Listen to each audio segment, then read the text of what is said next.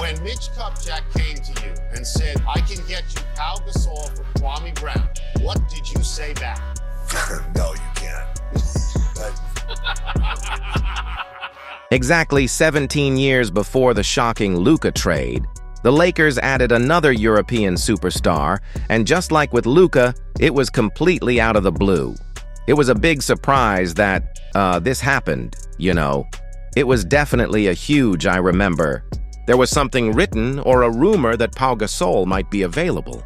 But it wasn't the mainstream, said Mitch Kupchak, then the Lakers' general manager, and just like with Doncic, the Lakers moved silently, and when the trade for Gasol was confirmed, it sent shockwaves throughout the NBA.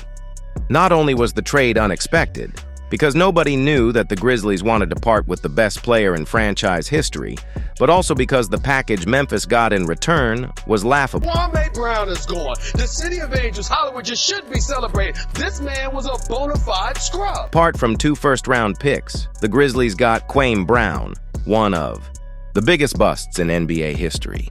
A rookie, Javaris Crittenton, who had played a total of 171 minutes of NBA basketball up to that point, the rights to Pal's younger brother Marc Gasol, who had never even played in the NBA, and Aaron McKie, who was retired.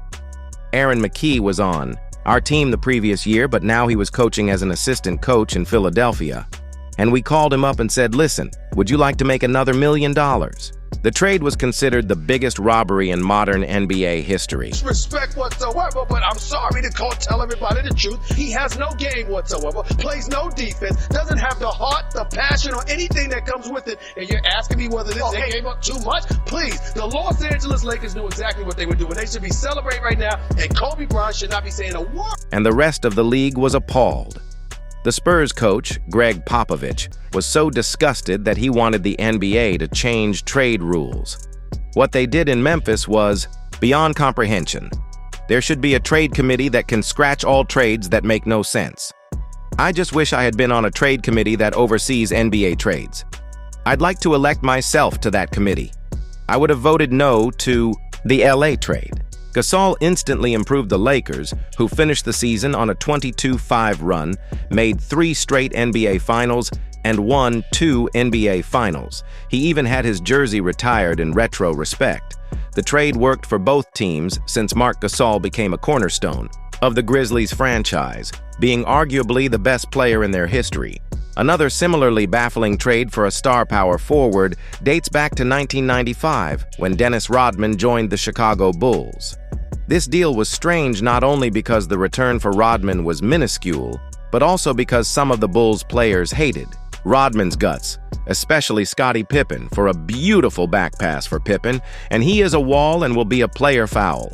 Rodman joined the Spurs in 1993. And during his 2 seasons in San Antonio, his production was as good as ever. The Worm was playing all-NBA defense and led the team in rebounds with 17 boards per game, but to say that there were some issues would be an understatement. Rodman started dating Madonna, which brought a lot of non-basketball-related attention. He also began dyeing his hair virtually for every game.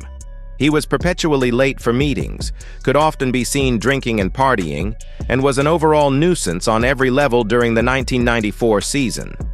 Dennis was fined a total of $32,500 on 4 separate occasions and was suspended for 3 games. NBA has suspended Dennis Rodman for tomorrow night's San Antonio-Utah game and fined him $10,000. He clashed with coaches, teammates, and even opponents, including the head bunning of Bulls Stacey King, and it only got worse from there in his first preseason game of the '95 season.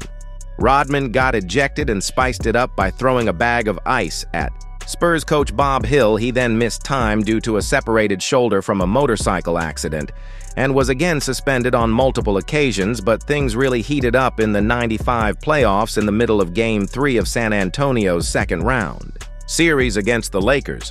Rodman took off his shoes and sat down by the training table. He didn't join team huddles, instead choosing to simply watch the game.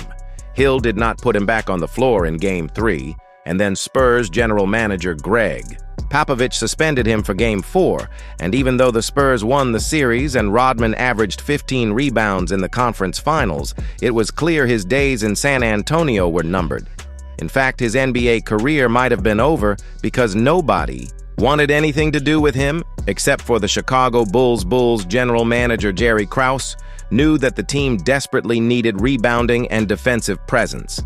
As that was the main reason they lost to Shaq's Magic in the '95 playoffs, he also knew that if anybody could handle Rodman's wild character, it was the Zen master Phil Jackson and the best player on the planet Michael Jordan.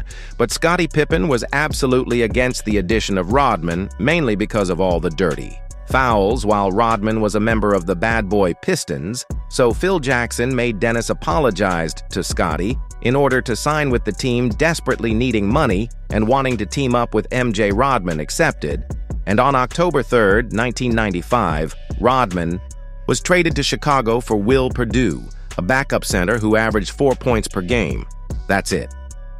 There were no other players involved in the trade, no draft picks, and no cash compensation, which is borderline crazy considering that Rodman was an all-NBA player in 1995, but because Rodman was also borderline crazy, the deal was made, and the rest was history. Rodman led the NBA in rebounding the next 3 seasons and helped the Bulls win 3 championships, playing a huge role for one of the most legendary teams of all time. But even though Gasol's and Rodman's trades were perplexing for the lack of return value, how about 2 all-star point guards traded for each other in the middle of their primes? This happened in 2001 when the Phoenix Suns traded Jason Kidd for Stephon Marbury in a deal that stunned the rest of the NBA. Kidd was coming off arguably the best season of his career, averaging 16.9 points, a league-leading 9.8 assists, and 2.2 steals. Jason made the All-NBA first team in 2001, as well as the first-team All-Defense, so why did the Suns decide to trade a guy like that? Well, partly because the kid was arrested during the 2001 season because of a domestic violence case, and partly because they felt that Marbury was a better player. Steph was 23 years old, 4 years younger than Kidd. He was a superior scorer, averaging 23, 9 points per game along with 7, 6 assists in 2000. Marbury made 3rd All-NBA team, and in 2001, he was an All-Star, and the Suns believed his production was only going to increase, and they were wrong. Even though Marbury averaged 21 points and 8 assists during his Phoenix tenure with 1 more All-Star appearance, he was nowhere near Kidd's level of defense and leadership demonstrated by 0 series. Wins in the playoffs, on the other hand, Kidd led the Nets to 2 consecutive NBA Finals, and despite not winning a title, the Nets were the clear winners of this shocking trade. A very similar story unfolded in the 2013-2014 season, where one team completely robbed the other out of all of their draft capital in exchange for superstars way past their prime. Of course, we're talking about the infamous Nets-Celtics trade that sent Paul Pierce, Kevin Garnett, and Jason Terry to Brooklyn in exchange for 5 players, 3 first-round picks, and 1 pick swap. It's made a bold step in their pursuit of a championship, sending a host of assets to Boston for a package that centered on Paul Pierce and Kevin Garnett. At the time of the trade, Pierce and KG had a combined age of 105, and after the initial shock that the Celtics traded Pierce, who was believed to end his career in Boston, everybody had to congratulate the Celtics GM, Danny. All Brooklyn managed to do was win a first-round series in the 2014 playoffs, after which they suffered a quick loss to LeBron and the Heat. Pierce then left in free agency, and KG followed soon after. Pierce departed this past summer, and in the wake of yesterday's trading deadline, Garnett is no longer a Net either. And the Nets were stuck between a rock and a hard place at the bottom of the standings, with all their draft picks in Boston.